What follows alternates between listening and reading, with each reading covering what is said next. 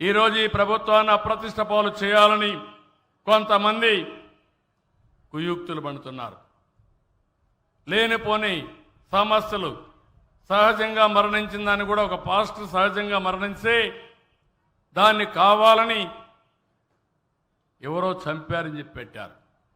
నేను ఒకటే అడిగాను, నేను ఒకటే చెప్తున్నా, ఎవడైనా సరే తప్పు చేస్తే తప్పు చేసిన వాళ్ళ పట్ల నేను చెండ శాసనుడిగా ఉంటాను తప్ప ఎక్కడా వదిలిపెట్టను.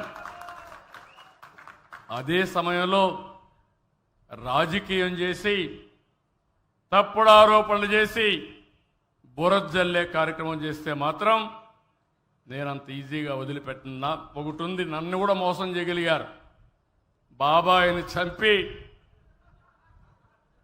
గుండెపోటుగా చిత్రీకరించి తెల్లవారే కొందికి నారాసుర రక్త చరిత్ర చేసి ఆ తర్వాత ఎన్ని నాటకాలు చేశారో తమ్ముళ్ళు జ్ఞాపకం ఉందా అని మిమ్మల్ని అడుగుతున్నా.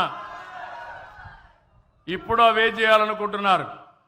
వీళ్ళు చేసే ఘోరాలు, వీళ్ళు చేసే అరాచకాలు తిరిగి మన మీద పెట్టాలని కడాన తిరుమల తిరుపతి దేవస్థానంలో కూడా వీళ్ళు పోయేసి అరాచకాలు చేస్తూ అక్కడ ఏదో ఫెయిల్ అయిందని చెప్పాలని ప్రయత్నం చేస్తున్నారు.